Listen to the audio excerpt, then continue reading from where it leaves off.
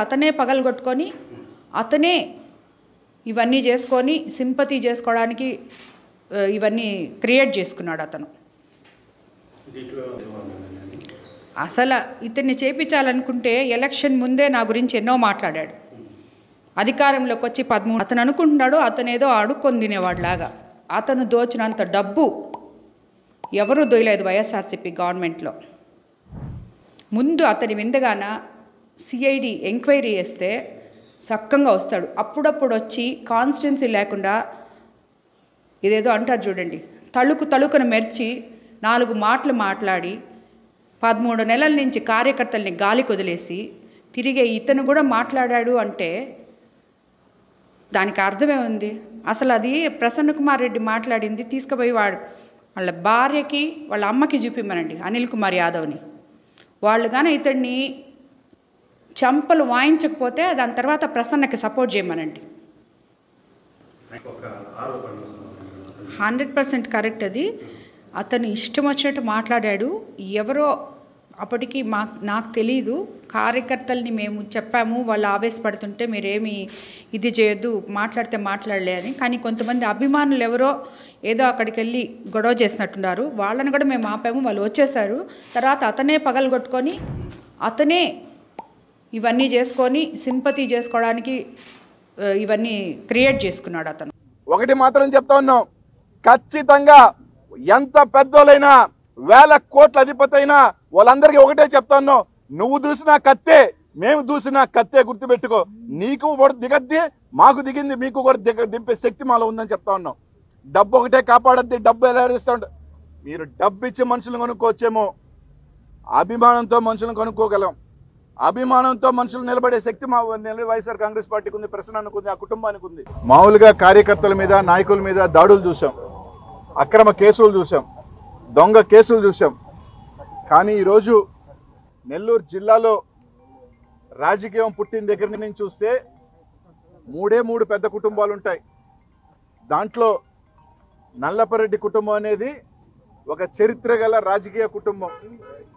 దాదాపు 6-7 దశాబ్దాల రాజకీయ చరిత్ర గల కుటుంబం నల్లపరెడ్డి గారి కుటుంబం. ఈరోజు రాజకీయాలలో విమర్శలు చేసుకుంటాం, ఘాటు విమర్శలు చేసుకుంటాం. కానీ నెల్లూరు జిల్లా చరిత్రలో ఎప్పుడూ కూడా ఇట్లాంటి దారుణం, అరాచకం. ఈరోజు ప్రసన్న ఈరోజు ఒక కార్యక్రమం జరిగితే, ఏదైతే జగన్మోహన్ రెడ్డి గారి పిలుపు మేరకు ఒక ప్రోగ్రాం జరిగితే 3 రోజుల క్రితం ఏదైతే శాసనసభ్యురాలు ఆమె ఇష్టం వచ్చినట్టు మాట్లాడుతూ పర్సంటేజ్ల ప్రసన్ననని రకరకాలుగా ఊగిపోతూ మాట్లాడిన దానికి ఈరోజు డీటైనా కౌంటర్ ఇవ్వడం జరిగింది.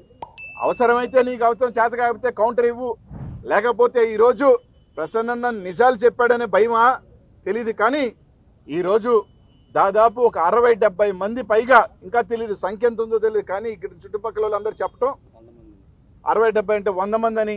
ఈరోజు ఇల్లు చూస్తూ ఉన్నారు మీరు, ఏ విధంగా ధ్వంసం చేశారు.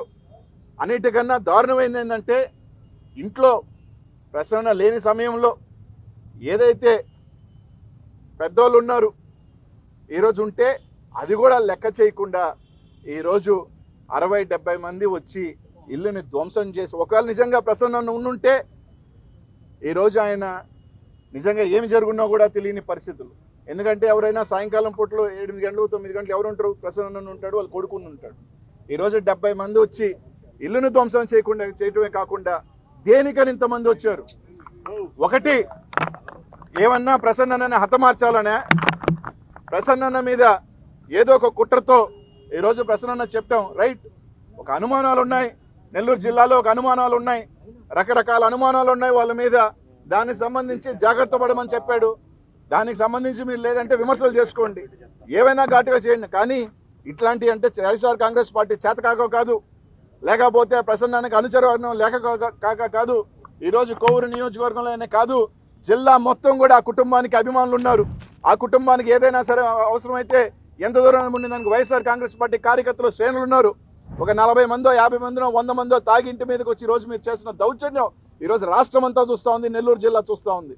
ఈరోజు ఎప్పుడు ఇట్లాంటిది ఎక్కడైనా నేను పత్రికా వాళ్ళని కానీ నెల్లూరు నగర జిల్లా ప్రజలను అడుగుతా ఉన్నా, 80 సంవత్సరాల స్వతంత్రం వచ్చిన తర్వాత ఇట్లాంటి ఘటన నెల్లూరు జిల్లా చరిత్రలో, నెల్లూరు జిల్లానే కాదు రాష్ట్రంలో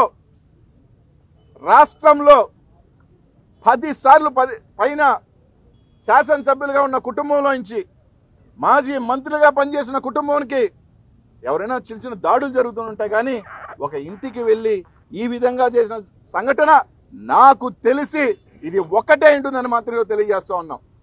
ఈరోజు వైఎస్ఆర్ కాంగ్రెస్ పార్టీని చెప్తా ఉన్నాం, ఈరోజు అందరం కూడా అండగా ఉండటమే కాదు, ఈరోజు పోలీస్ యంత్రాంగం నాకు తెలిసేదో తూతు మంత్రంగా 4గురినో 5గురినో పట్టుకొని వాళ్ళని వేసేమన్నది కాకుండా మేము తిరిగి ఇవ్వలే కాదు, ఖచ్చితంగా మూల్యం చెల్లిస్తారు. ఎవరైతే దీంట్లో పంచుకున్నారో ఈరోజు మాకు డబ్బులు ఉన్నాయి, మేము సేవ చేయడానికే వచ్చాం, మేము చాలా ఇది అని చెప్పుకుంటున్న వేమిరెడ్డి కుటుంబం, వేమిరెడ్డి ప్రభాకర్ రెడ్డి, వేమిరెడ్డి ప్రశాంతమ్మ దీనికి ఏం చెప్తారు? నైతిక బాధ్యత మీరు రాజీనామా చేయాలి. అసలు రాజకీయాలకే పనికిరాను అంటే డబ్బున్న అహంకారమా, మదమా అని అడుగుతా ఉన్నా.